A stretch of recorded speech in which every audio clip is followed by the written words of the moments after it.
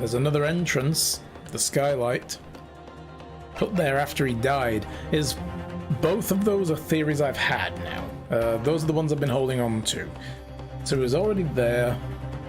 That's silly, because the only place he could potentially have been was in the cubbyhole and then pulled out for show, which wouldn't have been the case, because we know that can't have happened. The other entrance is the skylight, but we had guys on the roof sitting there. Would be very, very obvious. He was put there after he died. Could be the reason he was thrown into the cabin from the street as it passed, or maybe it stopped somewhere briefly to take a corner, or, you know, whatever, or let somebody who was passing, like, crossing the road or whatever, another carriage racing past. He could have done that, and then someone could have run in and whoop, yeeted the body into the cabin and ran off, thinking then that they've moved the body away from a murder scene to avoid the investigation focusing on where he was actually killed. And that was the thud that was heard, was the body being thrown into the cabin.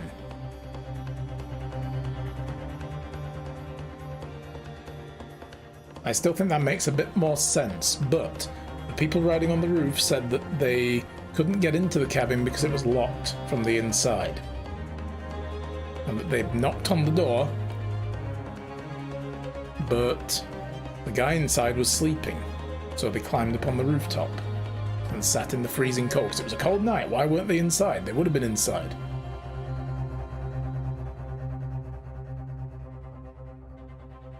Ew.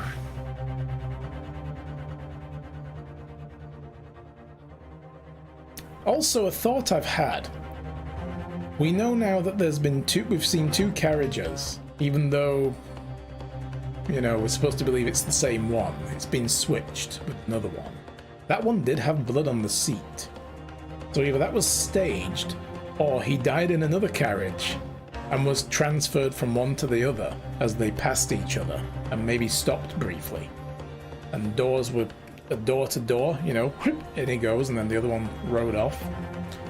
But for that to happen and the driver not notice, or both drivers not notice, and that's too coincidental, like, for somebody to rely on that to happen. And he never testified that he passed another carriage, so...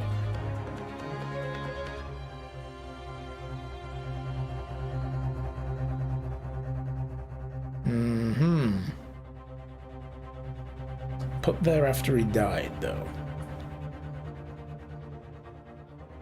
The only thing that's throwing me off is the skylight does have a latch on the outside.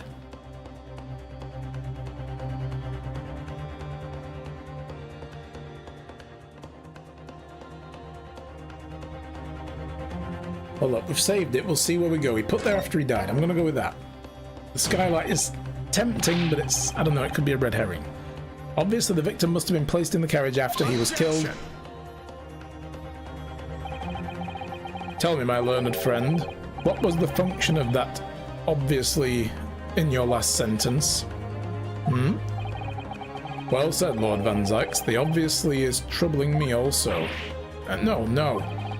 That's really not the point. The point is the victim must have been moved into the carriage afterwards. And answer me this.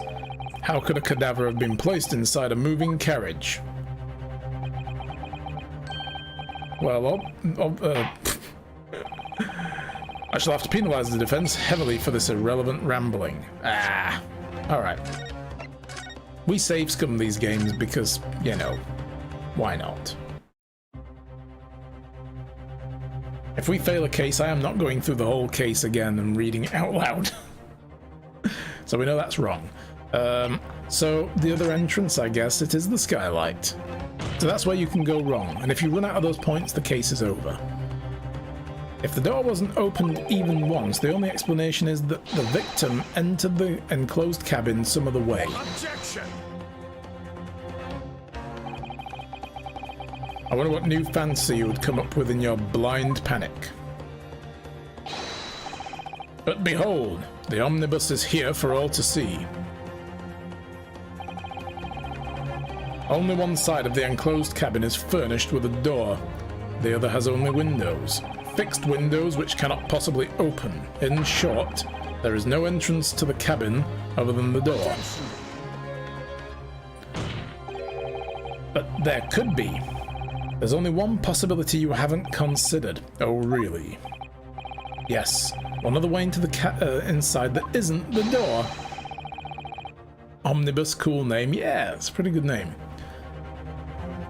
Another opening of which use allowed the victim to appear inside the closed cabin. All right, counsel. The defense will identify the location for the court. Here is the omnibus on which the incident occurred. Where on earth is this entrance by which you propose the victim entered the cabin? Why do I have to do it on the diagram? Why not just point to it on the carriage that is literally in the courtroom with us? Yeah, so that would be here, the skylight. Take that! So I should have just gone with that. My instinct was that, and I was like, nah, I think I'm being played by the game. Nope. The answer is obvious. It can only have been the skylight. I say the skylight? Objection! Objection! Your ludicrous proposal almost has me lost for words. Objection. However, the skylight may well be large enough for someone to pass Objection. through. So you claim, but do you have a shred of evidence to support your addled brain theory? Both Mr. McGilded and Miss Lestrade said the same in their testimonies. They each claimed to have heard a loud thud, such as the noise made by someone falling to the floor. Yes, which has already been explained, as the sound of a victim falling from his seat having been assaulted with the dagger. It wouldn't make that loud of a thud, though, that's the thing. Yes, it has, but would a man slipping from a seat to the floor really have made such a loud noise as the witness described? A noise loud enough to cause Miss Lestrade to let out an involuntary cry, in fact. No, good gracious. Perhaps, in fact, that was the moment that the victim made his entrance into the cabin. No, let me rephrase that. The victim didn't enter the cabin as such. He fell into Objection. it. You're now suggesting that the victim fell from the skylight into the cabin. That is simply impossible.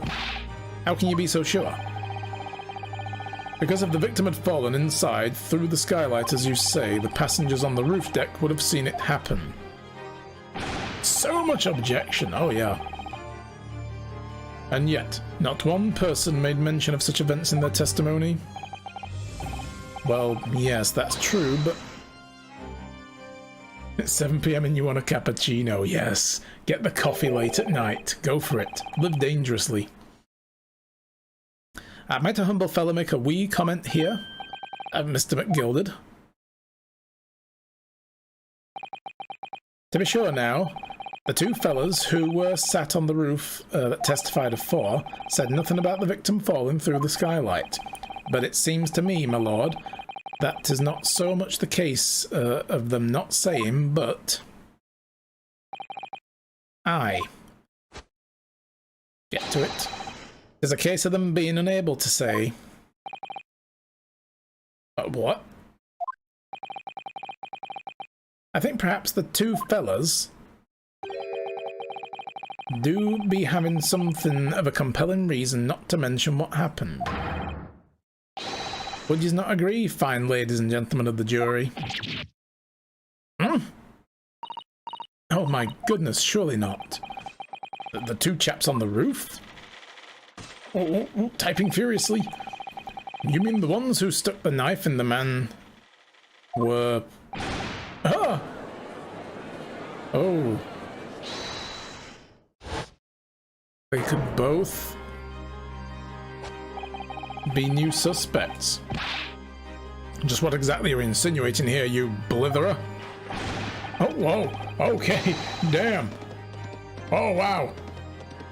He's riding the angry horse, guys. Look at this. You rotter, he said. You rotter. What are you insinuating? This is a flaming outrage. I have a good mind to give you a blinker in a minute. He'll give you a shiner in a minute, he said, and so will I. You want me to give him the clamps, boss? Let me give him the clamps. Mr. Fairplay, you're effectively accusing me, a city gentleman, well-respected banker. And me, a very angry hatter. Suggesting that someone like me could have stabbed that man in the guts. It's a disgrace, it's scandalous. Oh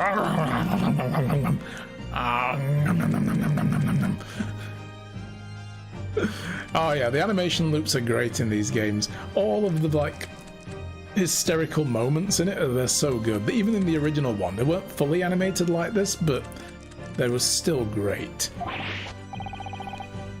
I protest in the strongest possible terms. McGilded is just laughing his ass off. And that's right, I protest too. About you, you rotten scoundrel. Order! Order! Order! This is not the time, witness. I will not permit this wanton invasion of the stands. Return to the anteroom at once. But this is beyond reason, my lord. It's outrageous. It's very hurtful, you know. Oh. My lord, if I may comment. Go ahead, Lord Van Zykes. It was the defense that incited this outburst from the witnesses. My learned friend has seen it fit to abandon all protocol and accuse the witnesses without proof. Accuse? I never intended to. It seems, young Nipponese, that your command of the English tongue is wanting. You propose to this court that the victim fell through the skylight from the roof deck of the omnibus. That hypothesis cannot possibly stand without the rooftop passengers being aware of the events. You have branded these gentlemen liars and have intimated their criminal guilt. In our British courts of law, that is what is termed a baseless accusation. I know I was rash to put this idea forward without any actual evidence, but you can't just dismiss it without a second thought. What are we wasting time for? Get them to testify. Now, I thought there was something fishy about that hat from the moment I laid eyes on the fellow. We've seen this matter through now, one way or another. If there's filth and rubbish in our midst, we must dispose of it at once. Testify! Testify! What's happening, Mr. Naruhodo? The spectators in the public gallery are in a complete frenzy. They need to bolster their calm, damn it. Mr. Fairplay, Mr. First. My lord. You will take the stand again and make another formal testimony in reference to the indictment brought by the defense. Yes, my lord. I didn't come here for this. Well, you're here now, boy. Get on with it. There's no time to think this through. All I can do is keep pushing forward.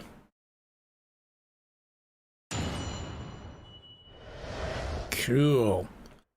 Alright, well guys, we will push forward after the break. It's time for the 10-minute break, guys. I'm going to get up, get some more water. My throat is getting dry because this is a lot of reading out loud. Boo! I know, I'm sorry, guys. Alright, so we will refute, well, these guys will refute the accusation. We've just accused these guys of being party to the murder and then dumping the body in through the skylight instead. Let's see where this goes. I mean, this dude is nervous as hell. Look at the state of him. Good grief. Alright, here we go, guys. Let's do this. We were the only two people up on the roof deck. Dead or alive, I can swear to that. If anything had happened where we were sitting, don't you think one of the others would have noticed? In any case, neither of us know the first thing about the victim. We had no reason to kill the man. The skylight was shut the entire time, I tell you. We couldn't possibly have opened it. That we can refute. We know there's a latch. If you're so sure the victim fell through the skylight, where's your proof? I must say that on listening to the testimony, and it is somewhat hard to imagine how either witnesses could have performed any malevolent act on this open rooftop deck without the other noticing forthwith. Again, unless they were conspiring.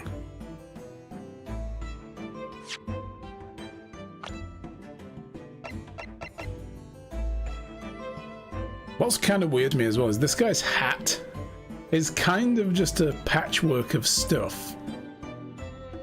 And this guy's hat is just a little bit cockeyed as well because he made it himself. He's an apprentice milliner. It's almost like maybe, you know, he made his hat for him or something. Like they know each other. That could have been one of his hats. A thrice-fired mason.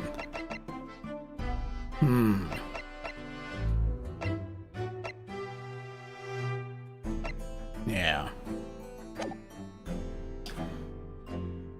That's right, you see. We're innocent, I tell you. Although logically, of course, the argument falls down if the two of you were in collusion with one another. Precisely. What? Hey? According to the investigation by Scotland Yard,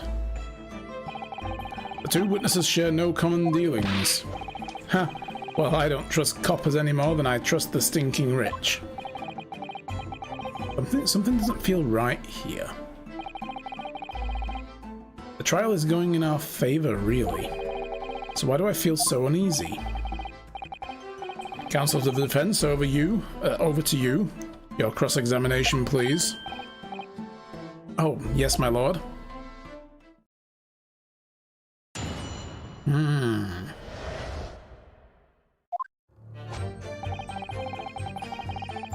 The only two people on the roof deck, dead or alive, I can swear to that. Well, we're going to press everything again, but we know the one that will make no sense is them saying, we couldn't even open the skylight. It's like, yeah, but there's a latch there. So at no time did the victim, Mr. Mason, climb up to join you on the roof deck? Absolutely not. Dickon. Huh? No question about it, he said. None at all. Oh, but yes, of course. I remember seeing them both. I saw the victim inside the enclosed cabin, talking with this man here. Is this true, Mr. McGilded? Dear me, my lord, at the risk of repeating myself, I boarded the omnibus alone and nodded off inside almost immediately. That is an outright lie. Without a doubt you were engaged in... Let me stop you there, fella, and ask. Do you have any evidence at all?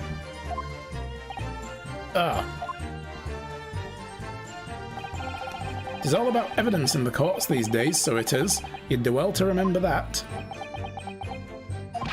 I saw you with my own eyes! This is going so well. If anything had happened where we were sitting, don't you think one of the others would have noticed? Press. Well, it was on the final run of the omnibus at past 10 o'clock in the evening. It would certainly have been quite dark, perhaps too dark to see clearly. Is this some kind of lark? Is this some kind of joke, he said. Is that what this is? It's interesting now, since this phase started. That guy says something, then he repeats it in plainer language. It's almost like he works for the guy, and this is his boss. Or perhaps one or the other of you fell asleep briefly? Are you fair dinkum, sir? Are you serious, sir? That's what he said. It's impossible, I tell you. I'd give you the keys to the vault if you could fall asleep in that bitter cold. And if you did manage it, your eyelids would freeze shut and you'd never open them again. Not sure it gets that cold in London. That's extreme. It was extreme, I tell you, and we had to put up with it because this man had locked the door. Any true gent would have unlocked it and let me in when I knocked. I'm dreadfully sorry about that, young fella, but you see, I was away with the fairies and I didn't hear you at all. That's a lie. I saw you through the glass. You were talking to someone. Now, It was a cold night, so it was. People do be seeing things that aren't real in the cold. It's hardly surprising. Seeing things? Seeing things? I believe we've reached an impasse here on this particular point. You. Don't take it personally now, lad. If I'm a suspect in the case, then 'tis only fair that you and the other fiend are too. Open and free competition is what a capitalist society is all about. This isn't a competition I should like to be involved in, really. Neither of us know the first thing about the victim has no reason to kill the man. We do need to prove a link to the victim. That would be crucial.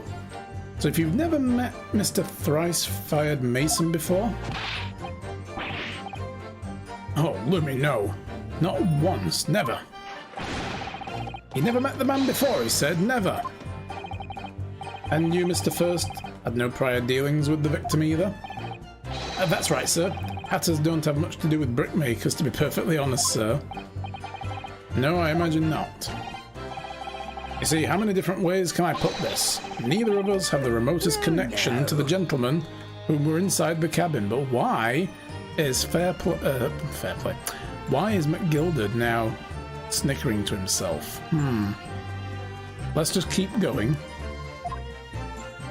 And we'll see how this goes. I'll come back to this one. We'll do all the pressing first. That's right. This is about motive. We had none. No motive. And, that's not all, is it? Skylight was shut the entire time. We couldn't have opened it. Bullshit. Are you quite certain about that? The skylight was shut the entire time? I'm going to lose my block with you in a minute. He's going to lose his rag with you in a minute. That's what he said. Take a good look for yourself. Go on. You see? It's shut fast now, just like it was on the night. So it is, of course, a fella of the size of Mr. Mason could likely break through it, still and all. What? Just looking at the size of the thing, you understand. Now you hold on a minute there, sir. The size of the ting means nothing.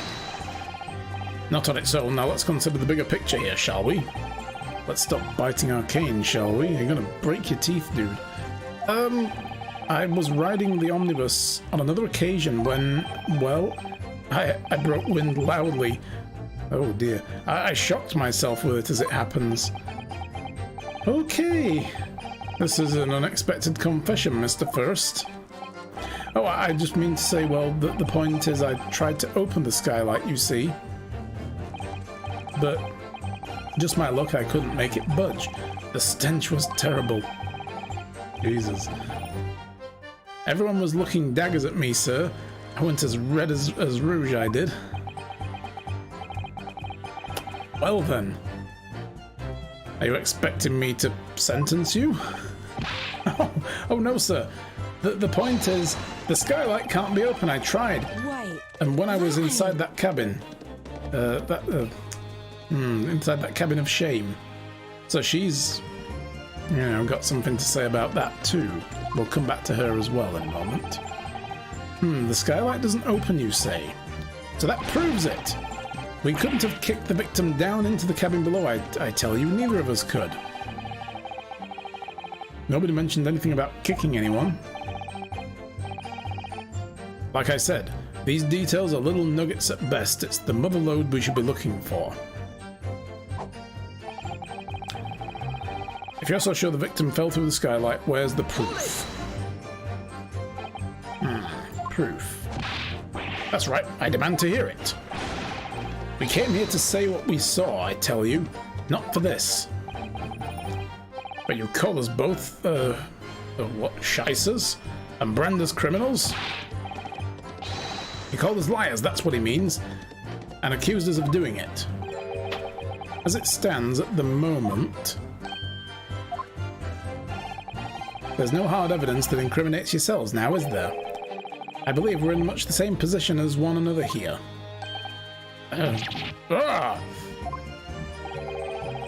If I don't crack this case soon, he'll crack his teeth. This guy's going for some dental work. I wonder if these two men really were involved in some way. I couldn't say. I mean, I don't really know anything about them, do I? Although, by the same token, I don't really know anything about Mr. McGilded either. It's so hard to know what to believe here. I think we should try to remember that it's evidence alone that can truly determine the outcome of the trial. Evidence? No one can argue against decisive evidence, including the members of the jury. So you're saying that what we need now is to find a conclusive piece of evidence? Yes, Mr. Naruhodo, precisely. Alright, so...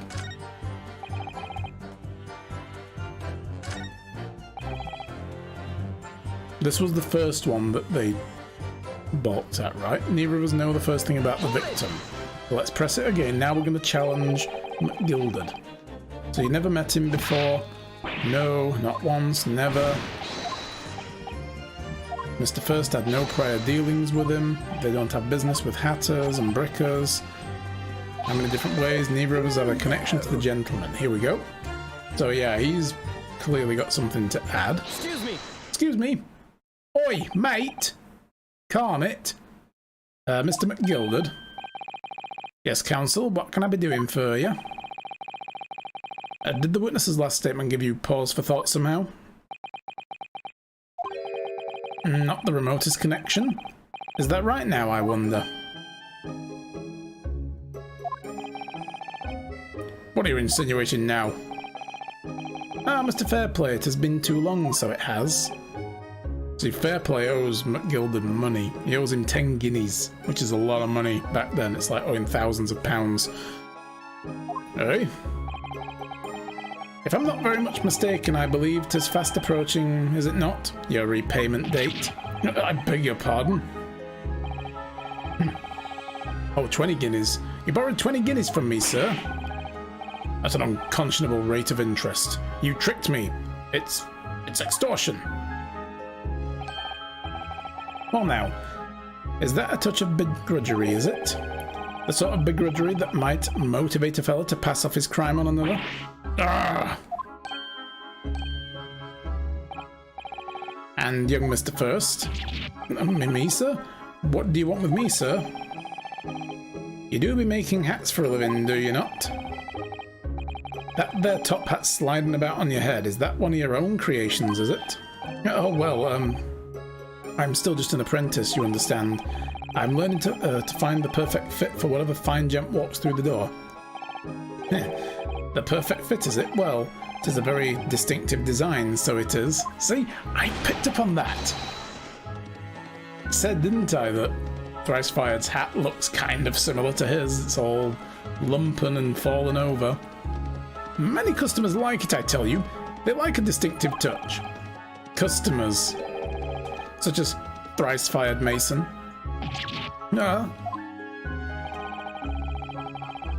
was a photographic print of the victim submitted as evidence afore, my lord. This you mean. Yeah, look at the hat. Can't help thinking the poor fella's hat looks distinctly familiar, wouldn't you say? Oh. That's one of my hats. Aye, that it is. So it would seem the brickmaker was a customer of yours. The sort of customer I'd wager you could have had a wee quarrel with over the distinctiveness of the goods. Oh, no, sir. Absolutely not, sir. Well, there's really nothing more to add. It wouldn't be right to say that the two fellas here haven't the remotest connection to the victim, you see. I rest my case. You little weasel. Brr. He's better at this than I am. If he'd have defended himself, he'd have probably been off scot-free by now. Gosh, Mr. McGilded has certainly been through his research, hasn't he? It'd be nice if he shared some of that with us before the trial. Please don't let me in, please don't let me, little interruption, hold up the proceedings. And the skylight was shut. So what he's trying to say, though, is that Fairplay's connection to the victim was that he proved a convenient way to pass off the murder and get out of his debt. But the other guy, it's like, what? They had a quarrel over a hat. A bit thin. Are you quite certain about that? The skylight was shut. Going to lose my block. Gonna lose my rag.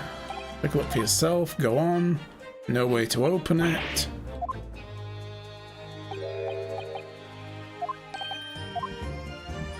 Alright, so look at the size of the thing.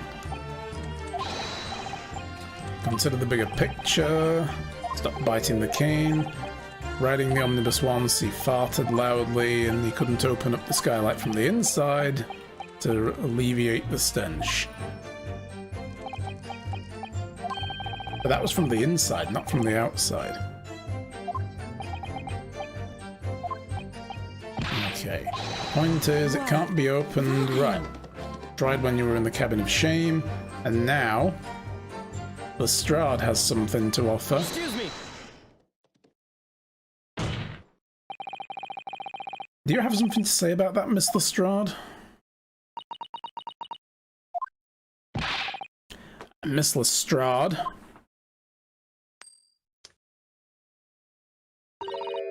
It opens. The skylight. That's what we're talking about, right? Oh god, put the gun away. No, no, no. No, no need to load. No, put the smoke gun away. Jesus. All them skylights open dead easy. More easily than you can load that weapon? That's a lie, I tell you. Otherwise, when I broke wind, You can't do it from the inside, you mug. Oh? Look, a few weeks ago I was up on a roof deck of one of them drags, and I had a great haul. I mean, I had purses coming out my ears. Miss Lestrade, this is not the forum to be eulogizing on the subject of your criminal activities. Anyway, I had a bit of a scare. When I lifted the last bloke's purse, he got wise to me. All four of them surrounded me, so I couldn't hop off the bus and leg it. So what I did was I used the skylight, opened the catch, jumped right through. What? Yeah, the catch for them skylights is on the top side. That's why you can't open them from inside the cabin. The skylight opens from the roof deck. Bailiff! Climb up on the roof of the omnibus at once and verify the witness's claims. There it is. What we saw earlier. Oh, and it slides. Interesting. Ah! Oh, my hat! Shock! See?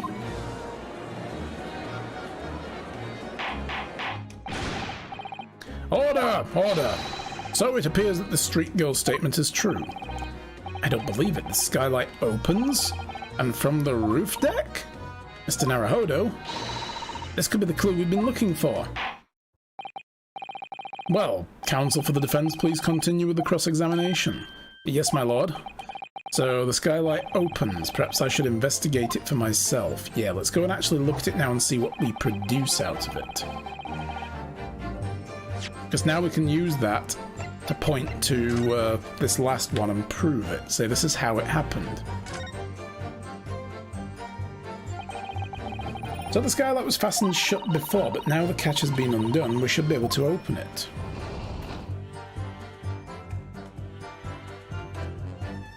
Alright. You can certainly see inside the cabbage. What? Matt, your brain. Carriage, and there's a lamp. Jesus Christ. I mean, you can see inside a cabbage as well if you cut it open, but... Let's open the door and go inside. Now that this is open...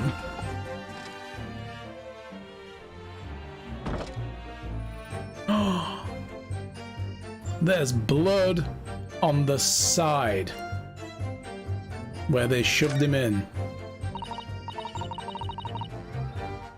Yes, it does open very wide, doesn't it? Wide enough to kick someone through like you, through, certainly, Mr. Naruhodo. Why someone like me? Ah, but what is it? Look, just here. Look at this. Somebody spilled their ketchup. That's, without question, it's blood. Why would there be a bloodstain here? Surely, it can't be unrelated to the case, can it?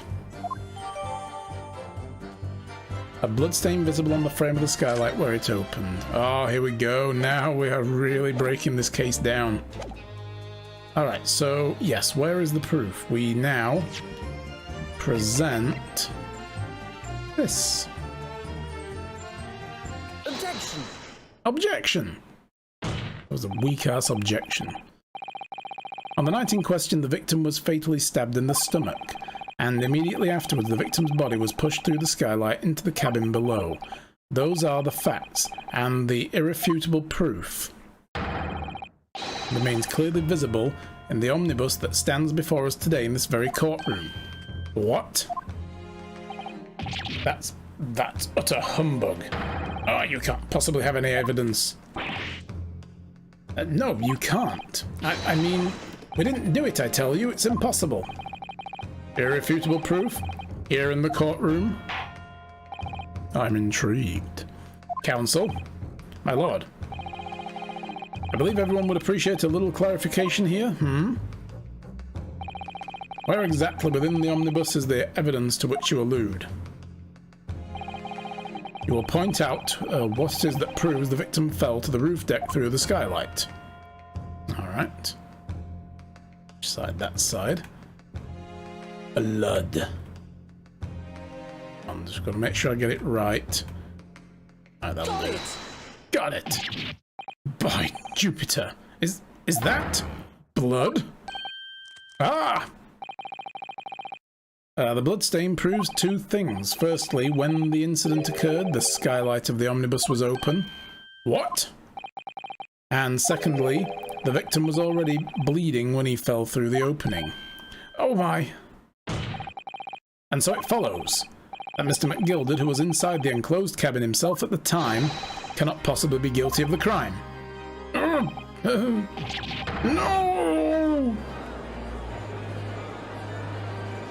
Watch them now say, no, that guy was just under the seat, and he must have slid forward when the cabin lurched.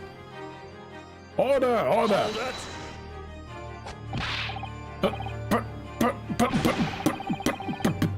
You sound like a motorboat, dude. But the blood could have stayed up there where the fellow was, or sprayed up there from where the fellow was stabbed inside the cabin. Yeah, order! And only found its way to that one particular spot in the skylight. Sure, and that would be very convenient. Let's keep in mind the skylight catch can only be unfastened from the roof deck. I myself wouldn't have been able to open it now, would I?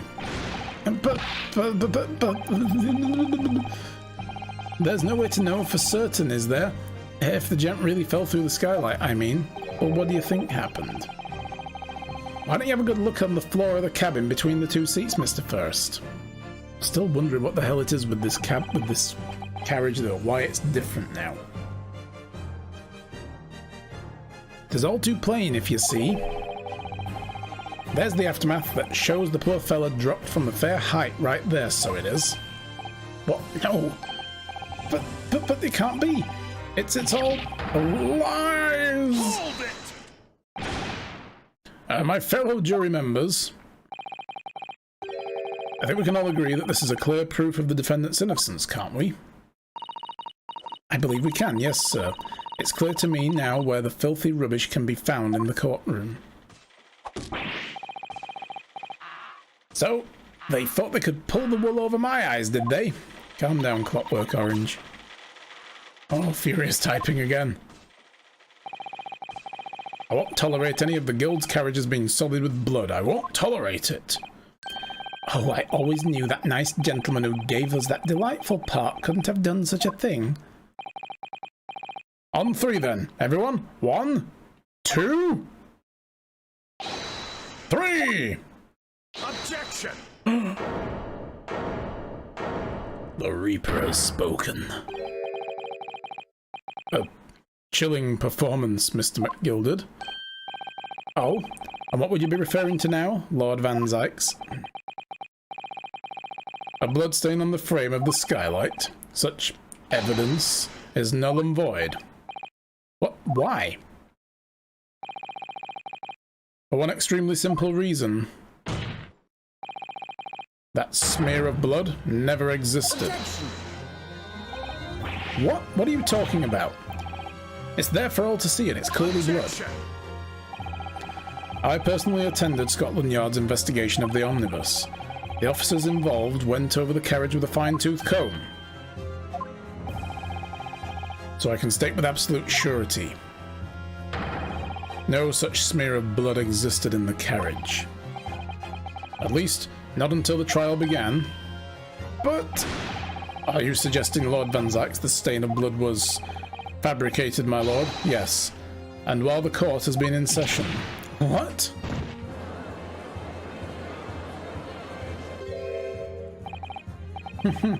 What a palaver. I must say, I didn't expect such crude reasoning from a prosecutor of your standing, Lord Van Zykes. But I'm Magnus McGilded, a fellow known all over the capital for his fine contributions to public life. I don't take kindly to slander, and I'll fight it to the bitter end. Even if it's the rolling of the tongue of the Reaper of the Bailey. Mr. McGilded, I realise this is your first appearance in court as the accused. However, I am well aware of your involvement behind the scenes in a great many affairs of dubious nature. You're very adept when it comes to avoiding getting your own hands dirty. And each time it happens that the case you're involved in is investigated, you adapt the facts. Adapt the facts? What does that even mean? When you wield a fortune the size of Mr. McGilded's, however ill-gotten it may be, nothing is impossible. Tampering with evidence, manipulating the scene of a crime, bribing witnesses. I toast to your ability to concoct the most convenient of stories, sir. Tut-tut, Lord Van Zykes, this will not do, to be sure. Will it now, counsel? Oh, no. I think it's fair to say this does all sound like a rather far-fetched excuse of a desperate man. The blood on the skylight didn't exist, you say? But if yous will all cast your minds back, is it not true that the omnibus that's been here in the courtroom the entire time, how could anyone possibly have put a smear of blood in it without the world and his wife seeing? Isn't that right now, counsel? It's true. The omnibus has been in full view the entire time the court has been in session. My learned friend, here's to hearing your opinion on this matter, in your own words. Konnichiwa! Hey Erikai, how's it going, dude? Nice to see you. How's life? Everything good? Alright, as you wish. Could someone have tampered with the omnibus during the trial, if you're asking me? I think... Again, I'm not going to sacrifice my integrity.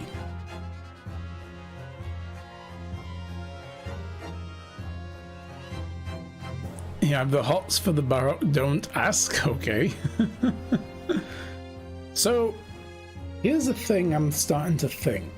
We were told we need to succeed in this trial in order to stay in England and become a lawyer, right?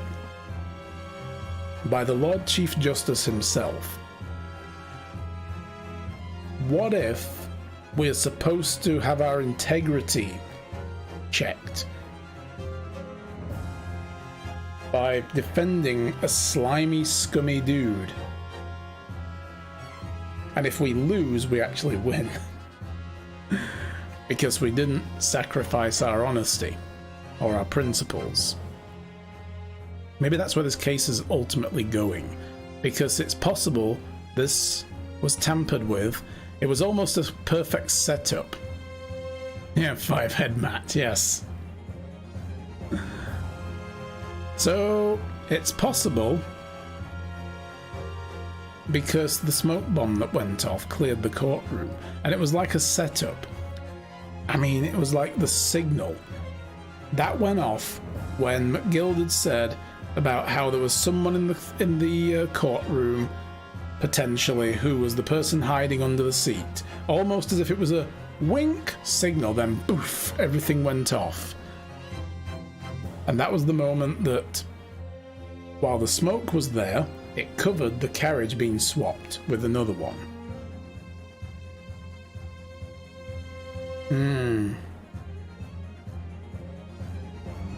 How far are we into the chapter? So, I don't really know, because I don't know how long the chapter is, but we've been playing this one for 6-7 hours, I want to say now. 7 hours almost. So yeah, we're quite a ways in. But we're still no closer, I think, to fully unraveling the mystery. So yeah, we're quite a way in though. Alright, so it couldn't have been possible. It could have been possible. As a defense lawyer, it's my job to advocate for the defendant as best as I can, but still, I feel as though there's something even more important at stake here. Yeah, because the other thing is as well, this guy's like, oh yeah, I'll pay you, you know, so much money, you can retire forever if you defend me and get me off this trial. And it's like, well, that would be a very short game if we succeed. If this follows the usual Ace Attorney of like, they're always innocent, which was the case in almost every case we defended people in the first games. There was only one, I think, where we actually defended a guilty person. So, you know, it's really just like a little bit weird that we can expect to be paid so much money if we win.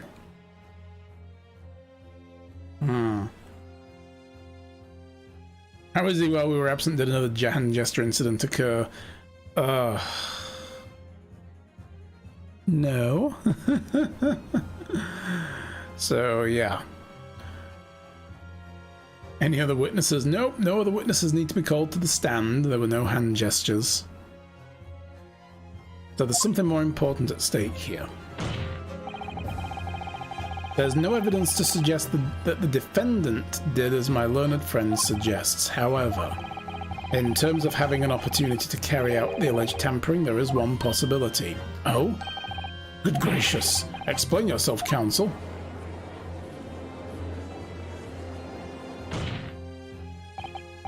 Yes, there is. It seems my learned Nipponese friend has no intention of running from this deceit. Deceit? I'm sure everyone still remembers clearly the recess that we were forced to take. As a result of a smoke grenade fired by the witness currently in the stand, Miss Gina Lestrade.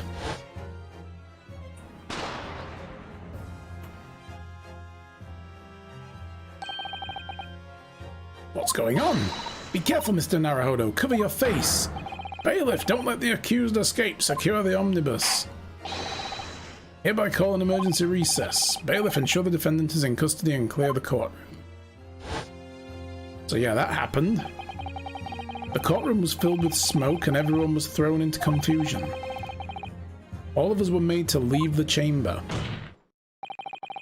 In that brief interval, under the veil of smoke and in all the chaos, it could have been possible to steal inside the omnibus.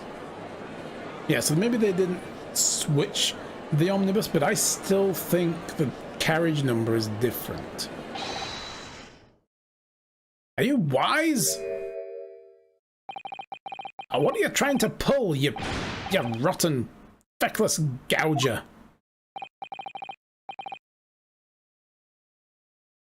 Feckless?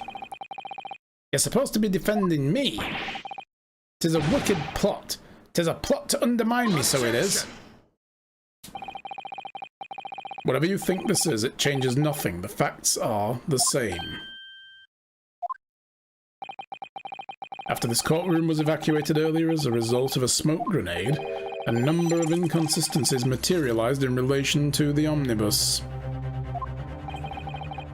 Inconsistencies such as... Freya? Freya? Freya, you know what to do. To start with, the storage compartment underneath the rear passage seat. When the police investigated the omnibus, this compartment was full of the driver's items. Secondly, we have a smear of blood on the edge of the skylight. As I have said, that was not present at the start of the trial this morning. Yeah, the addition does give it away, yeah, definitely. Unfortunately, Lord Van Zykes, no one is able to corroborate your claims. That's true. When the omnibus was first wheeled out, both the storage compartment and the skylight were shut. Accordingly, I'm afraid to say we cannot establish with any certainty if this evidence is the result of tampering or not. Indeed, my lord, no doubt there was not a single person who saw fit to verify such things. What do you think? Sorry? About the omnibus. Is there anything else unusual about the omnibus? I have an inkling. My lord.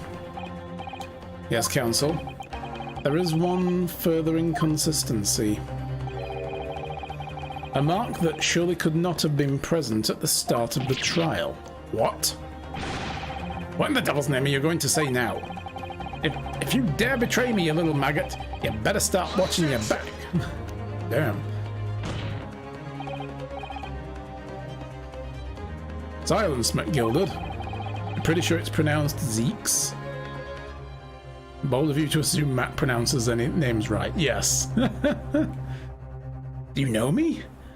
Pronouncing names correctly? Goodness me.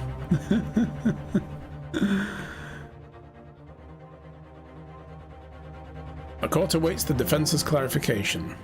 You have faith in me. Well, thank you. I'm sorry it's misplaced, but thank you. Called trust. Oh. The trial keeps swinging one way and the other. I have no idea what the truth and what deception. What am I supposed to believe here? I shall have to ask you to elaborate, counsel. Where exactly is the alleged mark that you claim appeared at some point during the trial? Well, they've said the blood stain. They didn't say about the one on the floor, though. He said that the compartment under the seat was emptied, and that stain up there was added. I thought we were going to be pointing at the carriage number now. Yeah, the music in this game is great. But yeah, this blood stain here. That's blood, isn't it? Is something wrong? It's just, well, the bloodstain is so obvious, that's all, and yet Van Zykes has made no mention of it at all. He hasn't. It does seem a little strange. It's almost like he doesn't know it's there, because he hasn't inspected the carriage since. Everything we've done with the carriage has been us pointing at it. Why do we have a bad feeling about this? Yeah, so that's the one. Got it. If we consider that the victim fell through the skylight onto the floor of the cabin, you would certainly expect to find signs of blood where he landed. But as far as I recall, this bloodstain on the cabin floor was not there when the omnibus was first brought into the courtroom. Good lord. Yeah, because the original case was he was stabbed while seated, and he was still seated after having been stabbed, and there was blood on the seat supporting that. And then when the new story happened about how the guy may have fallen to the floor and, you know, McGilded helped him back onto the seat, realizing he'd been stabbed, like, oh, you know, and that kind of thing. There needed to be blood there to support his story. I love how things give a serene yet intense mood at the same time. Oh yeah, it's really good. Audio design in games is really important. It's just as important as in movies or TV shows, because it sets the tone. I do believe you're correct, counsel. Well said. Although as an advocate for the defense, one might say that was a very careless slip of the tongue.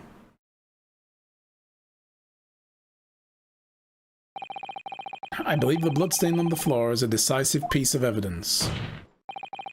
But if the question is whether that evidence is genuine or whether it was unlawfully fabricated by someone, I feel compelled to admit there is at least a possibility the evidence is fake.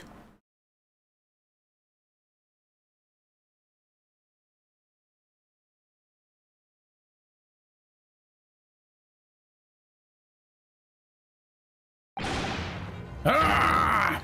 Here we go. This trial is over. Mr. McGilded, I've done everything I possibly can to cooperate with the court, but 'tis all over now. But you're the defendant. 'Tis over, I tell ya. Memory, recollection, what people think they saw, 'tis all nonsense. Facts are what counts, and the fact is that bloodstain is there, now. Yes, well. And over the course of the desperate trial, long and extremely drawn out as it's been, that good-for-nothing Reaper of the Bailey has failed to present any decisive evidence at all. I'm scandalized, so I am. I thought better of the Lord Van Zykes. Well, my lord, I must concur with the defendant. The unaffirmed recollection of an individual cannot stand as evidence. At this moment in time, a particular bloodstain in question is very much in existence, and the absence of any credible method by which to prove its alleged previous non-existence, I regret to say it would be improper for the trial to continue. Your lordship can't be serious. Lord Van Zykes, what is your position? You'll let for now be sure not to do weird things. Oh, you know me. I will. I will be sure not to, I mean. Not I will do them. Yeah. The prosecution, my lord, has no further witnesses or evidence to present. Very well. In that case, as I believe we have explored every possible avenue in this matter, I shall proceed to my adjudication. As a formality, I am of course obliged to confirm with the defense first. What formality? As things stand at the moment, it would seem that Mr. McGilded would be found not guilty. Yes. Which would mean we've won. Is that really the right outcome here? Is it really alright for the trial to come to an end now with all these unexplained inconsistencies? Counsel for the defense, your closing statement, please.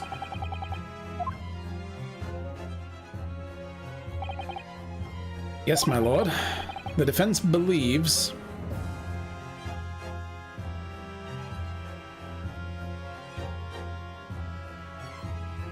oh boy.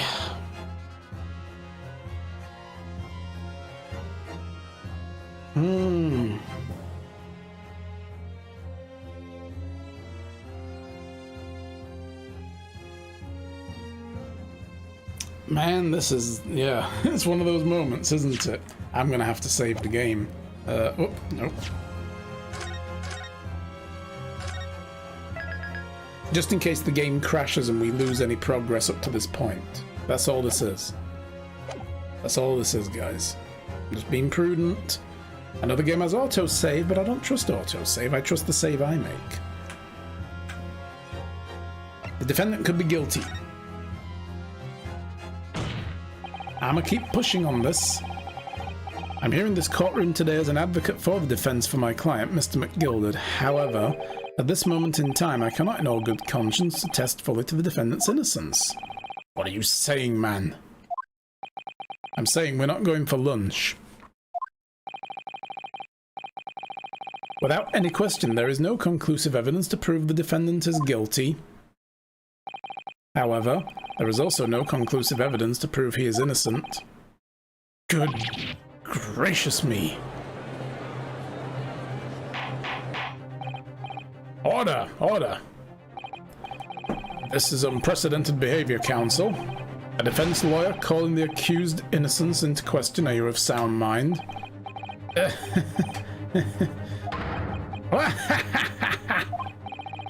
Oh, it was a grand decision to appoint you as my lawyer, so it was. A grand decision. What?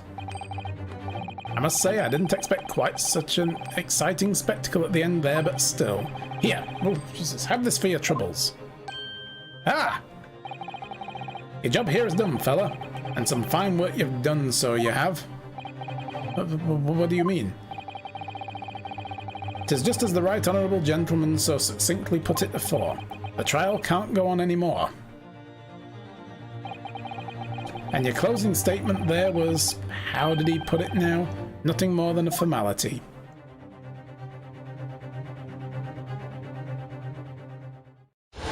Oh dear. Alright, just cut down on the malevolent villain laughter a little bit if you want to, you know... I really don't know what to make of all this. Was the evidence we've seen genuine, or was it fake? His lordship would be fuming. Any unsightly rubbish must be disposed of promptly, as I said. Furious typing. Stab! The stinking rich are always guilty of something. You mark my words. I feel terribly ashamed that I ever doubted that lovely man who gave us the lovely park.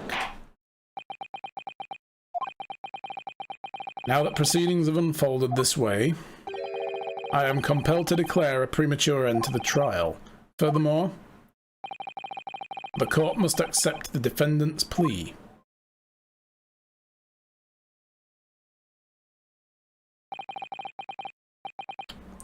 I thank you kindly, my lord. I'm waiting for the... Hold it! At the end. I hereby pronounce the verdict of this court.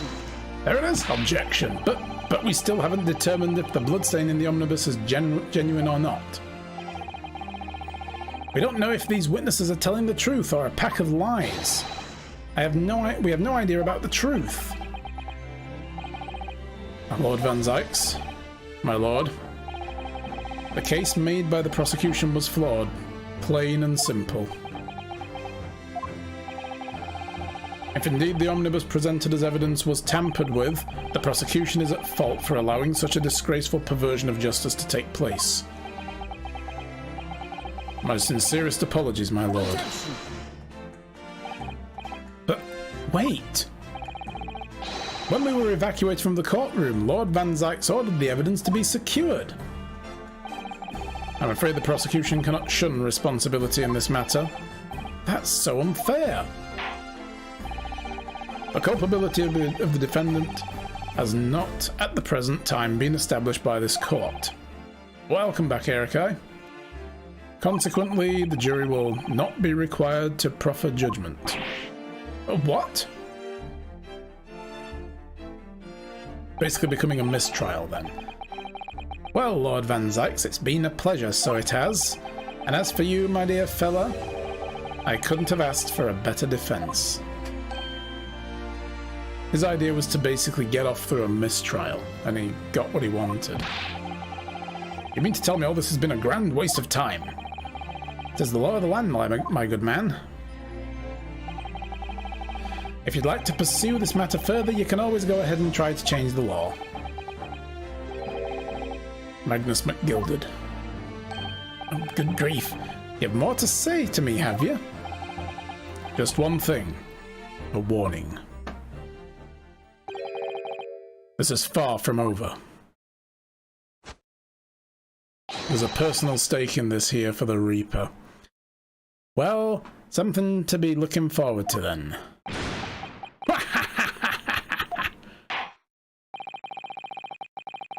I hereby pronounce the defendant, Mr. Magnus McGilded, not guilty. Oh, I feel so dirty now. I need a shower. Oh, go! Damn, fireworks! Cool.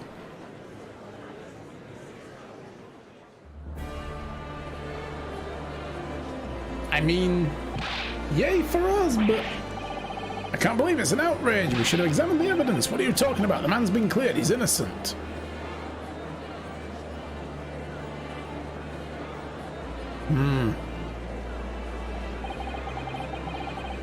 At the courtroom in pandemonium, for the second time that day, the judge delivered his verdict. My first ever trial in Great Britain came to an abrupt end, with the defendant being found not guilty, ostensibly a victory for us.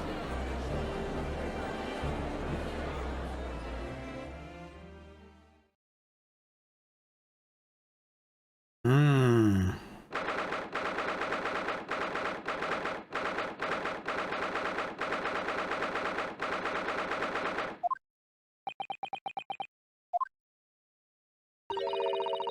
That certainly was a long trial.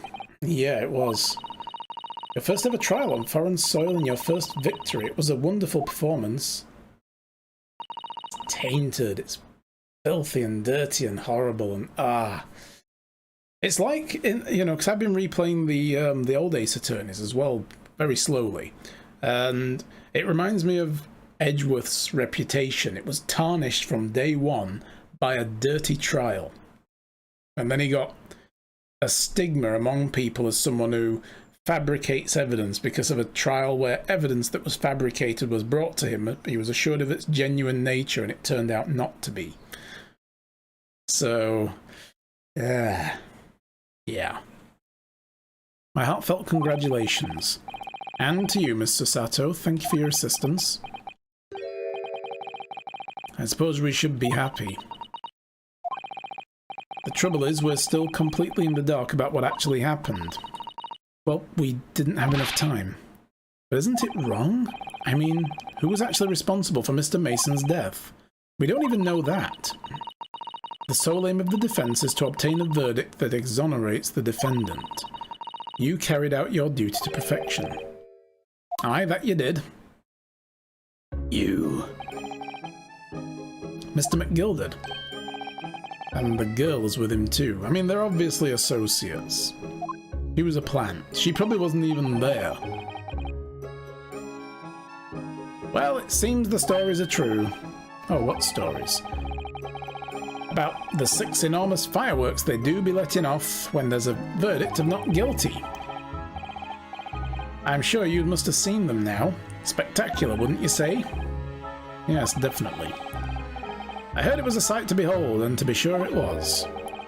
And I've you to thank, I suppose, for having an opportunity to see it. Alright. I don't know about that. I'm not sure I really did anything. What on earth are you saying, fella? How did I walk out of here a free man, then? I don't think it was much thanks to me as down to your planning. You're a straight-talking fella, aren't you? I must say you had me astray in the head there once or twice. But you're young and headstrong. It is water under the bridge. Not thank, it's tank. Oh, I know, it's just I don't talk like that, so it's hard to imitate that. Congratulations, Mr. McGilded, on having your name cleared. But nothing's resolved. There's one thing that matters to me. Oh? I. They've all seen that I didn't do that odious and abstinent deed. 'Tis grand, is it not? I suppose it is. Now the fine fellows of Scotland Yard can take matters in their hands and sort out any wee details. They'll see it for what it is. They'll get to the truth. I've absolute faith in them, I have. After all, I do be providing a good number of their wages with all the taxes I pay. It's not that funny. So then, as we agreed aforehand, 1,000 guineas for your trouble, fella. Oh, no, I can't possibly accept that much. Haraby whist. You're a humble people, are you, from the east? Well, if you insist. Jesus. But have this. Still and all, you deserve a reward. Mr. Magnus McGilded. Everything is ready, sir. If you'd like to follow me into the courtroom. The courtroom? What's this, officer? 'Tis sooner than I was led to believe. I hope it's not inconvenient, sir. There were some changes to the schedule. Well, I must be making tracks now. It's time for the inspection. Sorry, what inspection? They're going to examine the omnibus again, so I'm told. I asked if I could be present for it myself. They're going to examine it again now? Naturally, I'm under no obligation to take part in any more of the matter now, but as an upstanding member of the London Society, I do be doing my best to help where I can. 'Tis a gentleman's duty, so it is. So then, fare thee well. It was an absolute pleasure meeting yous.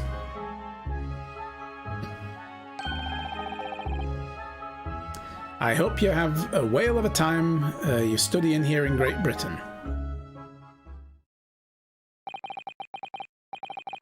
And there he goes, a free man. Oh, I forgot she was here too. Oh, oh, no, don't shoot! Don't shoot! Easy! Don't move! Whereas I want to say, get a move on. She really does take forever to load that thing. Miss Lestrade, would you mind putting that thing down? You're a grown-up. Sorry. And I hate all grown-ups. Okay. Oh, there you are! Oh god, what the hell is this now? What the hell is this now? Naughty, naughty, running off like that. There's some kind of picnic? Who's the little girl?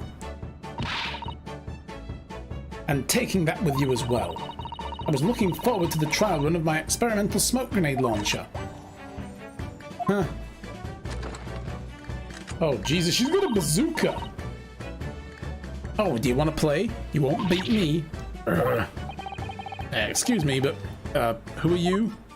Probably the owner of this fancy kit that she apparently lifted. Oh, good day to you. I'm, well, the inventor, I suppose, of that machine.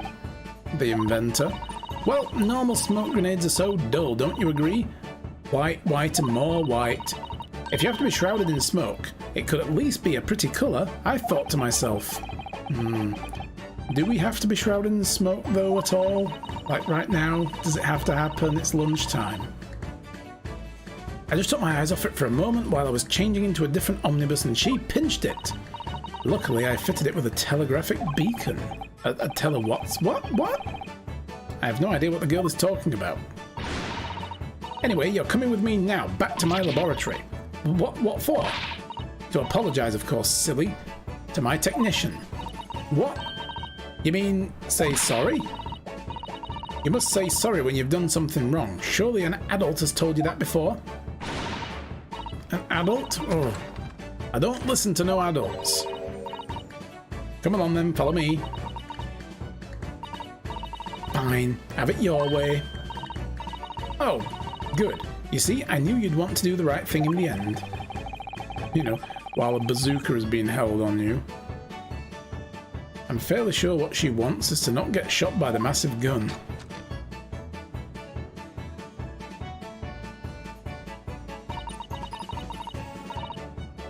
We'll be leaving now then. Bye! I'm so sorry for all the fuss. Fucking England, man. Seriously. He was a lively one. Well, do you think perhaps we ought to be on our way too now? Yes, you're right, but where to? Oh! We haven't had time to find a place to stay. No sooner have we arrived in London, we had to rush here. All our travelling cases are still with the bailiff. I was originally planning to spend today in search of lodgings, but at this late hour in the day I'm afraid we may be out of luck. Don't worry though, I have a plan. If the worst comes to the worst, I've heard of a lovely park where we could spend the night. Let's camp at Hyde Park, sure, yeah. Please tell me you're not... Oh no, not McGilded Park. No! You're not thinking of McGilded Park? I know it may be a little chilly this time of year, but our youthfulness will see us through. Not so sure about that. You might get shanked and robbed. I think a midwinter London night would freeze a young person solid just as easily as an elder one. Oh no, she's crying. Don't cry. Oh dear, that doesn't sound agreeable. Now I'm starting to regret turning McGilded down. That 1,000 guineas would have paid for a lovely warm room or a mansion. Could have bought a castle for that. And so, The trial to determine my worthiness for the study tour was over by the end of our first day in London. However, we were soon to learn there were more trying times ahead. Just as the Reaper of the Bailey had warned, the case was far from over. Dun dun dun!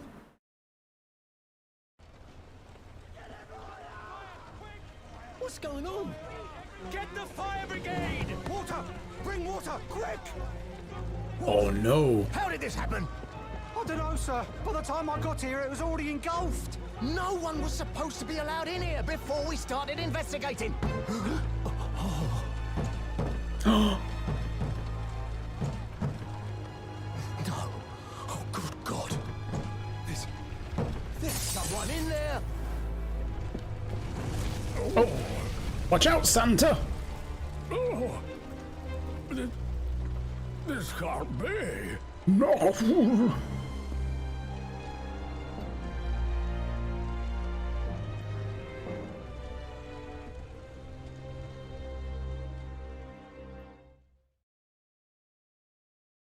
Well, somebody be dead now.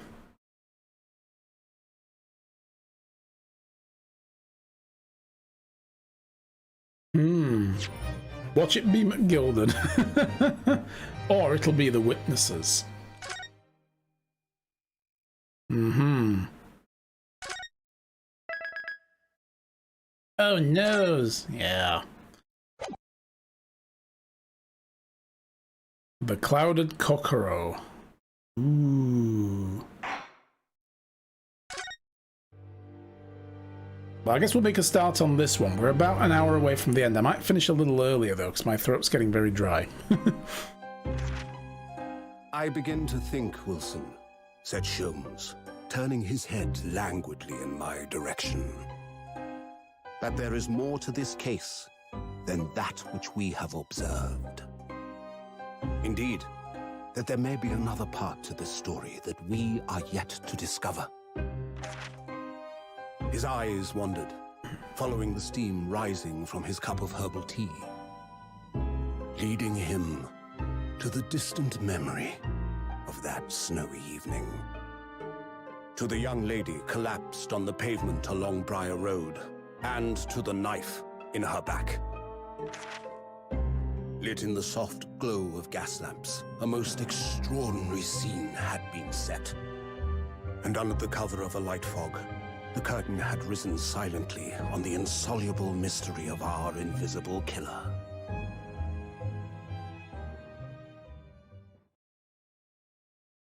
You know, actually, guys, I'm thinking we might end it here because we're not streaming next week. So this is the last time we'll play this game in a long while. So that actually might be a better place to end it, I think. And then I can give my throat a bit of recovery time as well. Because, yeah, I mean, I've got to do a lot of packing up next week. I'm actually probably by the end of next week not going to be in this house anymore. So I'm going to have to move, you know, a lot of my stuff out. So if we start this now, we're not going to get to this for at least a whole other week. It'll not be next Friday. It'll be the Friday, it'll be the Monday afterwards, probably, when we get to play this again. So it'll be a week on Monday, so it's going to be over a week and a half almost. And we're going to forget entirely about what's happened. So, yeah, this is probably a better place to leave it. And that's if I can actually do anything when I get to my parents'.